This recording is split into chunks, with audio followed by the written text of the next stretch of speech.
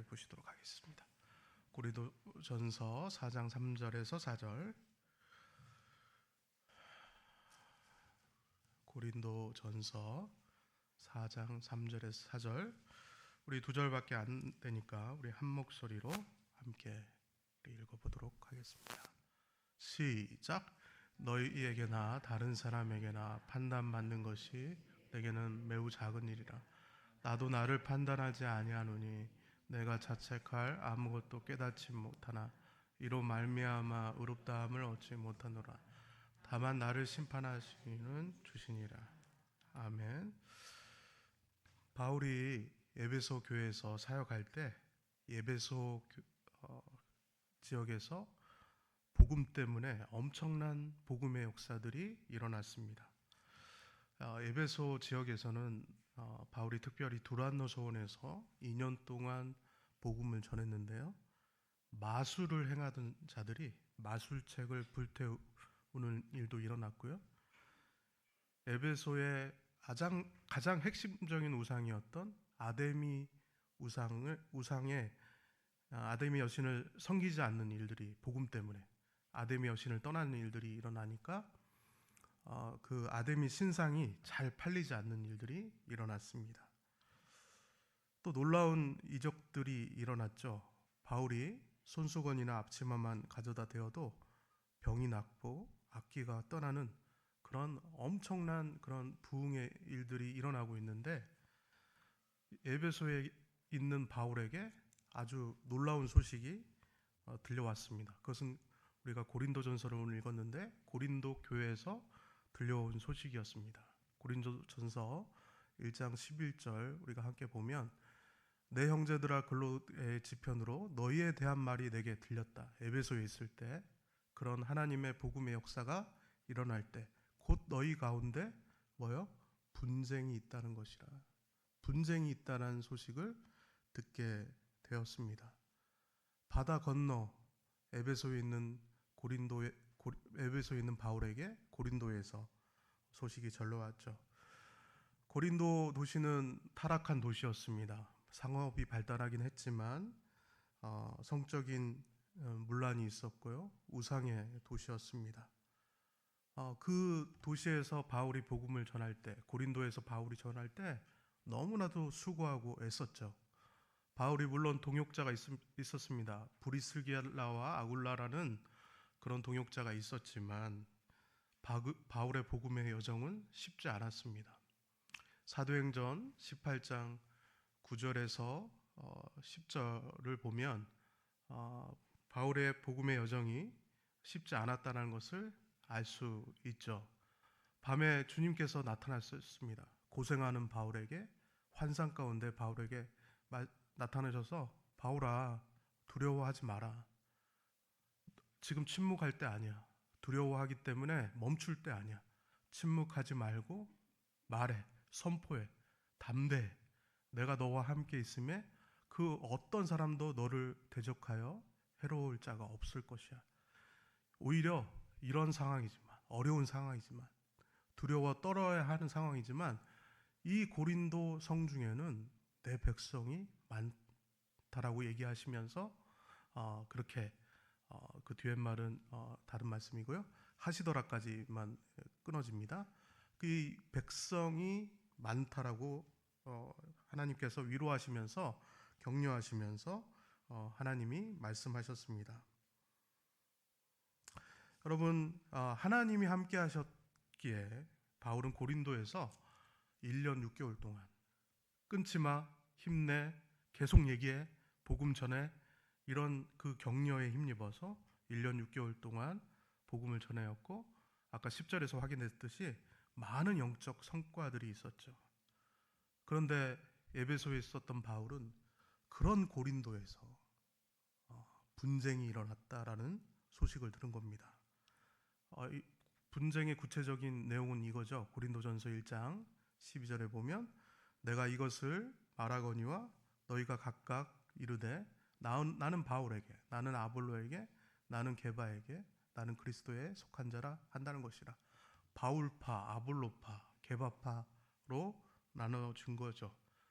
일단 바울파는 개척자 바울을 좋아했던 사람, 유대인보다는 이방인 중심의 사람이었을 것 같고요.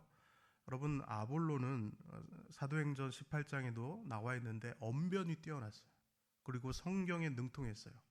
그러니까 성경도 내용도 많이 알고 지식도 많고 언변도 뛰어났기 때문에 성경을 재미있게 능력있게 또 강력하게 전하는 사람, 그러니까 성경 가르침을 좋아하는 사람이 아볼로파였을 것 같습니다. 여러분, 개바는 베드로 얘기하는데 베드로는 유대인 중심으로 있었을 것 같아요. 그리고 정통성 있는 걸 좋아하는 사람, 진짜 사도는 베드로지. 베드로는 예수님 따라다니면서 얼마나 밀착으로 예수님 따라다니면서 예수님에게서 모든 것을 보고 듣고 느꼈잖아. 나는 베드로파야. 이렇게 나눠졌습니다. 파가. 여러분, 고린도 후서에 보면 바울에 대해서 약한 면들이 드러나 있는데요. 편지는 무게가 있으나 언변과 외모가 뛰어나지 않은 것 때문에 고린도 교회 사람들이 별로 좋아하지 않은 사람들이 많이 있었어요. 그에 비하면 아볼로는 언변이 뛰어났다고 하니까 얼마나 바울과 비교됐겠습니까? 성경에 능통했다고 하니까 얼마나 대단했겠습니까? 여러분, 베드로는요, 그냥 간증만 하면 돼요. 예수님 따라다니면서 이거 느꼈습니다. 저거 느꼈습니다. 예수님 따라다니니까 내가 이것도 보았습니다. 저것도 보았습니다. 예수님의 기적, 이적, 그것만 그냥 요약해서 줄줄이 나열해도, 간증 설교해도 사람들이 현실적으로, 체험적으로 뭔가 그림을 그리듯이 베드로의 설교를 들을 수 있는 장점이 있었는데, 아까 언급한 것 같이 바울은 외모도 떨어지고 언변도 떨어지고 겨우 편지 잘 쓰고 글씨의 무게만 있는 정도였기 때문에 바울에 대해서는 그런 굉장히 불평이 많았어요. 특별히 아볼로파, 베드로파 하는 사람들이 바울을 자기가 좋아하는 사람들은 막 열렬히 환호했지만 그런 아볼로파, 베드로파 사람들이 바울을 공격했습니다. 여러분, 이럴 때 여러분 바울의 심정이 어떻다고 생각하세요? 저는 이렇게 개척교회 하시는 분들을 주위에서 많이 보았기 때문에 알지만 개척하시는 목사님들이 열심히 성실하게 사역하시거든요. 열심히 사역해도 겨우 한두 명 모였다 싶으면 또 막 어떤 일 때문에 그냥 또 교회를 떠나가게 되고, 그럴 때마다 안타까우면서 그렇게 사역하는데 주위에서의 평가는 그렇지 않죠. 그 개척교회를 바라보는 평가는 어떤 평가입니까? 왜 이렇게 1년, 2년, 3년 연수가 늘어가는데 저 교회는 부흥하지 않고 왜 저렇게 초라한 채로 저렇게 교회를 사역하고 있지? 이런 얘기들 하면서 굉장히 이렇게 평가하는 그런 일들이 일어나죠. 여러분, 우리가 살아가는 세상이 이렇게 평가받으면서 살아가는 그러한 모습들이 많이 있죠. 어렵게 들어간 그런 괜찮은 회사에서 열심히 들어가서 내가 이거 어렵게 들어왔으니까 내가 이 회사에 다니면서 열심히 일할 거야. 성실하게 일할 거야. 내가 이 회사의 불쏘시개가 되어 나 이 회사에서 내가 정말 성과를 얻을 거야. 이런 생각을 하면서 회사에 가는 사람들조차도 회사 생활이 녹록치 않은 사람들이 많이 있죠. 회사에서 뭐 일을 하는 게 만만치 않죠. 또 그런 일들이 좀 실수가 더해지면 자기를 바라보는 상사가 별로 인정해 주지도 않는 것 같고, 상사뿐만 아니라 부하 직원들도 나한테 뭐라고 하는 것 같고, 계속 눈치 보는 삶의 반복인 것 같죠. 평가받는 것 같다는 것입니다.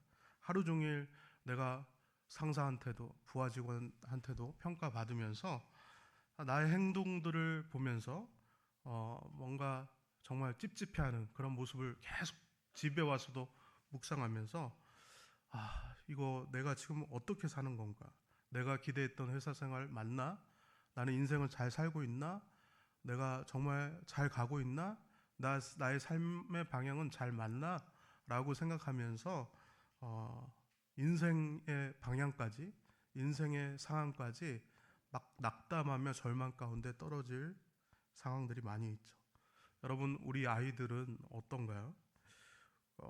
야, 너희들 꿈을 이루기 위해서 열심히 노력하고 열심히 공부하고, 만약에 그렇게 노력해서 공부해서 꿈을 이루면 너희들은 행복한 삶을 살 수 있을 거야. 그렇게 기대감을 줍니다. 그런데 그렇게 기대감을 가지고 그래도 정말 최선을 다해서 열심히 노력한 아이들이 꿈을 이루면 좋지만, 그 꿈 열심히 노력했는데도 불구하고 그 꿈이 이루어지지 않아서 좌절됐을 때 우리 아이들의 삶은 나락으로 떨어지죠. 판단받는다고 생각합니다.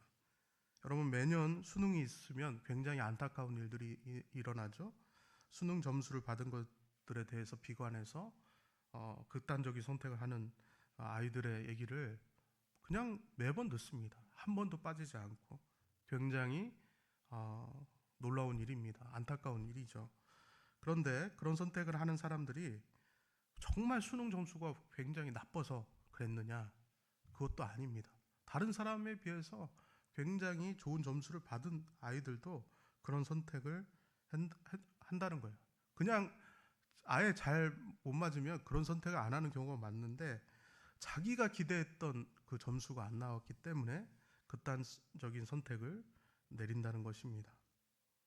이만큼은 나와야 되는데, 이만큼은 나와야 내가 기대했던 그런 성과를 이룰 수 있는데 훨씬 미치지 못하기 때문에 나는 내 인생은 망했어. 내 인생은 이제 나락에 떨어졌어. 그냥 아까 회사 직원이 한탄하는 것처럼 그냥 회사에 있었던 일들만 판단하면 좋은데 내 인생이 어떻게 가고 있나? 내 인생은 나락이야. 그냥 성적만 그냥 판단하면 되는데 내 성적 때문에 나는 지금 내 인생이 완전히 망했어. 이러한 상황에서 나는 쓸모없는 존재고 의미와 가치가 없는 존재, 보잘것없는 존재 같은 그런 삶을 살아가는 거. 그냥 뭐 이렇게 제가 예를 들면서 이렇게 들었지만, 우리가 살아가는 세상 속에서 판단받고 판단받은 다음에 우리의 존재감, 가치관, 이런 것들이 굉장히 내가 뭘 향해 가고 있지? 내가 뭘 하고 있지? 내 인생은 지금 잘 가고 있나? 나락에 떨어진 건 아니야? 나는 실패한 인생 아니야? 이런 생각하면서 살아가고 있다라는 것입니다. 다시 바울의 얘기를 들어와서 1년 6개월 동안 바울이 천막 지어가면서 고린도 사역했거든요. 힘들어도 하나님의 아까 격려 받으면서 내가 너와 함께 할게, 멈추지 마 라는 그러한 격려 속에서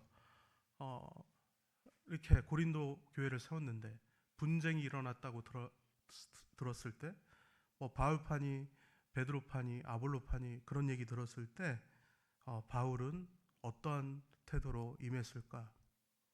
이렇게 아까 열거했던 사람들처럼 내 인생을 한탄하며 내 인생이 마치 나락으로 떨어진 것처럼 살았을까? 고린도 교회 사람들이 내 외모 갖고 뭐라고 하는데, 내 말 언변 갖고 뭐라고 하는데 바울의 태도는 어땠을까?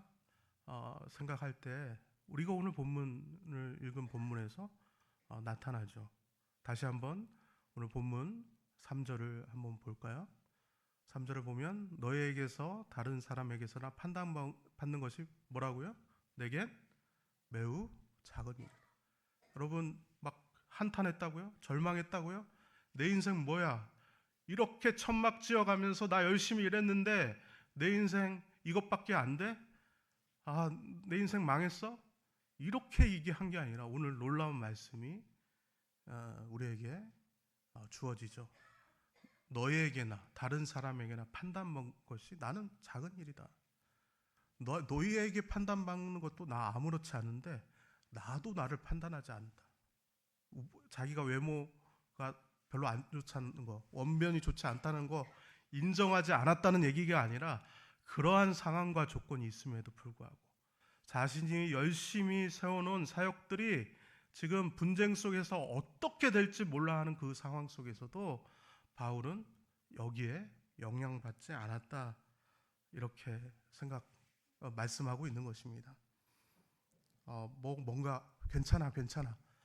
막 그런 소식이 들려왔는데 바울의 마음속에서는 막 화가 나고 막 너무 원통하고 이런 일이 있을까라고 생각은 드는데 그냥 겉으로는 마인드 컨트롤하면서 괜찮아. 이제 좀 있으면 괜찮아질 거야. 이렇게 마인드 컨트롤 했다라는 얘기가 아니죠. 3절만 보면 아마 마인드 컨트롤 했을 거야.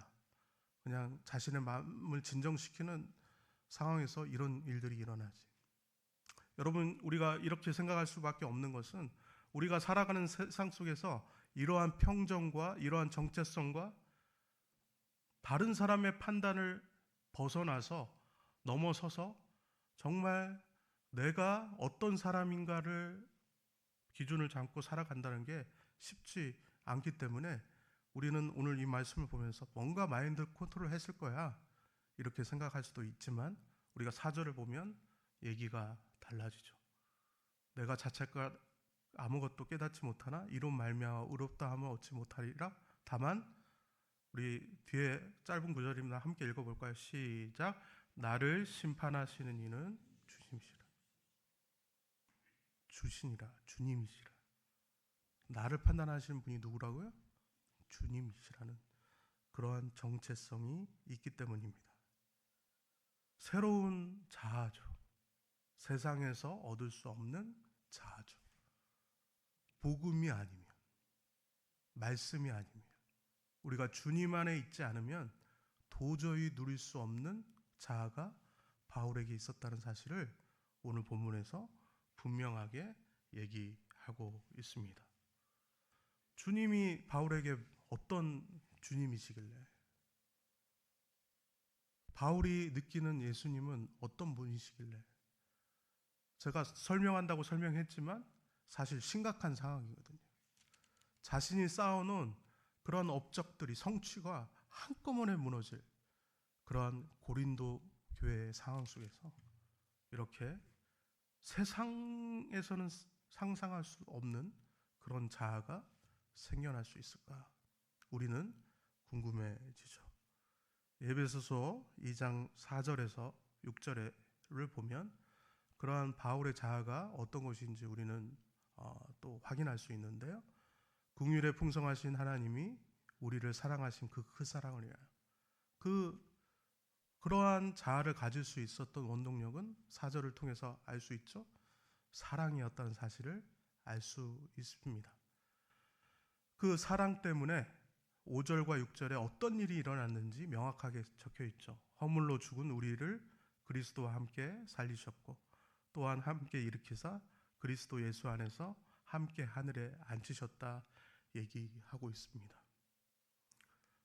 그 사랑 때문에 사실은 십자가에서 죽은 예수 그리스도를 하나님이 살리셨죠. 예수님을 일으키셨죠. 예수님을 하늘 보좌에 앉히셨죠. 여러분, 하늘 보좌에 앉히셨다는 것은 무슨 말이에요? 예수님이 이제는 죽음에서 살아나셨고 일으키셔서 그가 하늘 보좌에서 권세를 가지고 이 세상을 다스리고 계심을 얘기하고 있는 것입니다. 그런데 오늘 5절과 6절, 우리가 보는 에베소 5절, 6절 계속 보여주세요. 5절과 6절에서 얘기하는 것은 그리스도가 살아났고 일으켜져서 하늘에 앉히셨다는 얘기도 되지만 여러분 5절과 6절에서 반복되는 단어가 뭐예요? 함께라는 말이 반복되어 있어요. 그리스도만 살리신 게 아니라 누구를? 5절에 우리를 함께 살리셨고 또 함께 일으키셨고 함께 하늘에 앉히셨다. 여러분, 앉히셨다는 말은 그냥 미래에 일어날 그런 시제로 쓰여 있지 않습니다. 완료형으로 써 있습니다. 이미 살리셨고 이미 일으키셨고 이미 하늘에 앉히셨다라고 써 있습니다. 아까 뭐라고요? 주님이 세상 하늘에 앉히셨다는 말은 주님의 통치를 얘기하는 거예요. 이 세상의 통치를 얘기하는데 우리가 통치하는 사람 주체가 예수님만 있는 게 아니라 누구도 있다고요? 누구도 있다고요? 너무 놀라운 사실이니까 여러분 말을 못 하겠죠. 뭐 말을 할 수가 있어요. 그게 말이 돼 이게 지금? 우리가 앉혀 있다고요? 말이 안 되는 얘기죠. 여러분 이 일이 가능한 이유는 뭐예요? 그러면 4절에 하나님의 사랑 때문에. 여러분 바울이 자기가 처한 어려움 때문에 지금 바울이 처한 어려움 때문에 나는 나도 판단하지 않고 남이 한 얘기도 판단하지 않는다 말이 믿어지지 않듯이 여러분 이 말도 믿어지지 않지만 여러분 복음이 얘기하는 것이 바로 이겁니다. 여러분 더 쉽게 여러분들한테 풀어드릴까요? 하나님의 사랑을 우리가 얘기할 때 하나님이 우리를 어떻게 여기신가 물어볼 수 있죠. 하나님은 우리를 어떻게 여기실 수 있어요? 오늘 본문 지금 4절, 5절, 6절에 가면 하나님 우리를 어떻게 여기신다고 적혀 있는 거나 마찬가지예요. 누구처럼 대하신다고요? 예수님처럼 대한다고 적혀 있어요. 여러분 말이 돼요. 그러나 복음이 그렇게 말하고 있는 줄 여러분 믿으시기 바랍니다. 하나님이 예수님처럼 우리를 대하셔서 살리시고 일으키시고 하늘에 앉히셨다는 얘기를 하고 있는 것입니다. 그래서 바울은 새로운 자아를 가질 수밖에 없어요. 우리는 지금 긴가민가 지금 목사님이 무슨 말을 하시는 거야. 우리의 정체성이 저 정도였다고? 저 너무 대단한 정체성인데 저 정도였다고? 하지만 바울은 이것을 받아들이니까 어떤 일들이 일어나요? 그런 고린도 교회의 분쟁 때문에 무너질 바울의 자아가 아니에요. 좌절하거나 분노하지 않아요. 자기가 외모가 뛰어나지 않다고 해서 좌절하거나 분노하지 않아요. 언변이 뛰어나지 않다고 그게 좌절의 조건이 아닙니다. 그냥 들어요. 평가하면 너 뭐가 안 좋은 것 같아. 너 조건이 안 좋은 것 같아. 그냥 들어요. 그리고 그냥 연약한 자로서 하나님 앞에 그냥 머물러 있습니다. 바울이 복음을 전할 때마다 엄청난 성과를 내죠. 아까 에베소 교회에 여러 가지 일들이 일어났다는 것처럼 엄청난 성과를 내죠. 그런 성과가 됐을 때는 야, 그러면 그렇지. 나는 대단한 사람이야. 나는 뭐 이런 열매가 있네. 영적 열매. 이렇지 않고 바울이 주님의 사랑 때문에 가진 자는 이러한 바울의 복음의 열매에 대해서 생각하기 시작합니다. 어떻게 생각해요? 이거는 내가 한 일이 아니라 누가 하신 일이야? 하나님께서 하신 일이라는 사실을 생각하면서 이거는 내가 한 일이 아니라 하나님의 은혜라고 생각하는 것이죠. 여러분 오늘 이 밤에 바울이 여러분 한 사람 한 사람이 오늘 본문을 펼치면서 여러분들이 깜짝 놀랐는지 안 놀랐는지 모르겠지만 바울의 형편과 상황이 이랬는데 이런 얘기를 한단 말이야. 3절과 4절. 나는 다른 사람의 판단도 받지 않고 나에 대한 판단도 하지 않고 나를 판단하시는 분은 주님이시라고 얘기하는 이 일들을 여러분 접하면서 이 말씀을 접하면서 오늘 본문을 접하면서 야, 나도 이러한 자아를 가졌으면 좋겠는데 나는 이러한 자아가 없는 것 같고 내가 매일 살아가는 삶 속에서 판단받고 실망하고 낙심하고 내 인생이 왜 이런 방향으로 가는가 생각하면서 아직도 살고 있는 것 같다 생각하시는 분들이 있다면 오늘 예수님의 사랑의 얘기를 여러분 좀 들으셨으면 좋겠다는 생각이 듭니다. 예수님은 여러분 너무 사랑하시죠. 예, 믿어지지 않죠. 예수님이 여러분 사랑하십니다. 아멘. 여러분 더 그래서 그 사랑을 여러분들한테 펼쳐보기 위해서 제가 이제 이런 얘기를 예를 하나 들 건데요. 여러분들은 성격이 더러운 사람과 묶이는 거 좋아합니까? 또 좀 나하고 성격이 좀 맞는 사람과 묶이기를 좋아하죠. 여러분 좀 그래도 나하고 레벨이 맞는 사람과 묶이기를 좋아하죠. 어떤 청년교회 목사님 얘기를 하기를 원하는데요. 어떤 청년 사역을 하는 목사님이 청년을 이렇게 만나기 위해서 어느 약속 장소에 갔는데 그 약속 장소의 특징은 넓은 대합실 같은 곳이었어요. 그리고 사람을 만날 수 있기에 편의시설들이 갖춰졌는데 특히 좀 오래 기다릴 것을 감안해서 TV가 있었대요. TV 속에서 뉴스가 나오고 있었는데 그 목사님이 이제 청년을 기다리려고 그 약속 장소에 나갔는데 그 TV 속에서 뉴스가 나오고 있었는데 어떤 목사님의 얘기가 나왔어요. 그 뉴스에서. 어떤 목사님이냐면 목사인데 아주 목사답지 않은 아주 추악한 죄를 짓는 뉴스가 막 급하게 나오고 있었어요. 목사인 자신이 봐도 야 팔짱 끼고 잘못했네. 뉴스 보면서 저런 목사가 있어. 어떻게 저런 짓을 할 수가 있지? 이런 생각하면서 청년을 기다리는데 주위에 둘러봤더니 그 주위에 있는 사람들도 그 TV를 보면서 아주 열심히 세상에 목사가 말이야 이러면서 보고 있더래요. 그런데 약속 시간이 됐는데 저 멀리서 청년이 목사님 하면서 달려왔다. 이 목사님의 반응이 어떻게 했겠어요? 지금 왜 그렇게 마치 TV 속에 있는 목사와 자기가 지금 주변의 뉴스를 보고 있는 사람들도 같이 함께 보는 것 같아서 이 목사님이 멀리서 이 청년이 이 목사님을 불렀을 때는 어떻게 불렀을까요?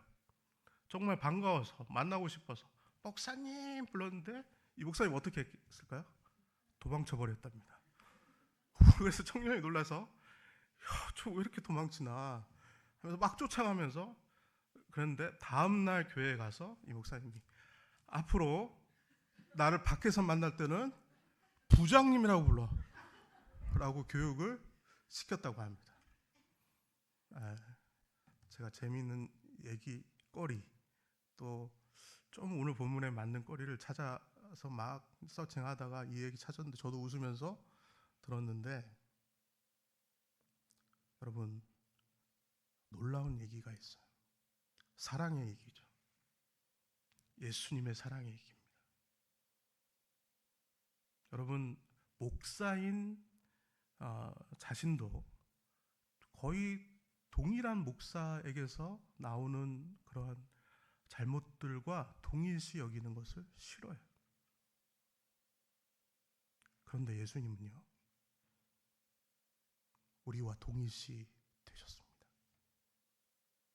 우리 같은 죄인과 동일시 되셨어요. 우리는 세상 살아가면서 그냥 나와 비슷한 사람을 좋아하는데 추악한 나와 동일시 돼서 내 대신 위선자가 되셔서 내 대신 도둑질하는 자가 되어서 내 대신 폭군이 되셔서 그런 죄인이 되셔서 나와 동일시하셔서 십자가에 돌아가셨어요. 그래서 하나님의 저주와 모든 것들을 집중해서 받으셨어요. 모든 저주를 한 몸에 받으시고 그는 폭군처럼 그는 죄인처럼 그리고 그는 강간범이나 거짓말하는 자나 약한 사람처럼 십자가에 못 박혀 죽으셨어요. 그분은 동일시 되셨어요. 그게 예수님이십니다. 여러분 그 예수님이 여러분을 사랑하세요. 아무것도 하지 않아도 절망과 낙담 때문에 세상에 무너질 것 같은 낙담 속에서 완전한 사랑을 십자가에 십자가에서 보여주셨습니다. 여러분, 이 십자가에서 흘러나온 그 사랑이 여러분을 살릴 거예요. 낙담과 절망에서 여러분들을 살려낼 겁니다. 여러분, 여러분 한 사람 한 사람이 굉장히 귀한 존재입니다. 여러분, 예수님께 나오세요. 나를 동일시하셨던 그 예수님을 묵상해 보세요. 제가 좀 멋있게 좀 이렇게 설명하려고 했는데 정말 설명하기가 어려울 만큼 그 동일시 되신 예수님, 나 같은 죄인과 동일시 되셔서 십자가에 돌아가시고 그 하나님의 모든 저주를 담아서 십자가에 돌아가신 그 예수님, 그 예수님에 대한 복음을 여러분 오늘 좀 느끼셨으면 좋겠습니다. 제 말이 충분하지 않아도 그가 동일시됐던 나 같은 포악한 폭군과 나 같은 도둑놈과 나 같은 위선자와 동일시되신, 우리는 도저히 동일시할 수 없잖아요. 그 목사님 얘기처럼 우리는 동일시 않는데 예수님은 우리와 동일시 되셔서 십자가에 돌아가신 그 사건만 우리가 오늘 깊이 묵상해도 하나님의 사랑이 여러분 가운데 폭포수처럼 저는 쏟아지는 이 밤이 되리라 믿습니다. 여러분, 다른 사람에게만 복음을 전하라는 명령이 있는데 오늘 이 밤은 나에게도 복음을 전하세요.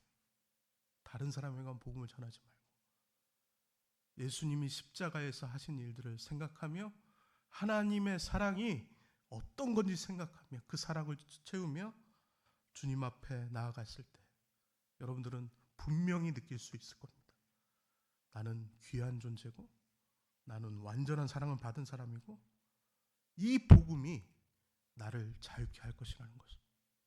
그래서 바울이 얘기했죠. 다른 사람 판단 아무것도 아니야. 나도 나를 판단하지 않아. 나를 판단하신 분은 누구세요?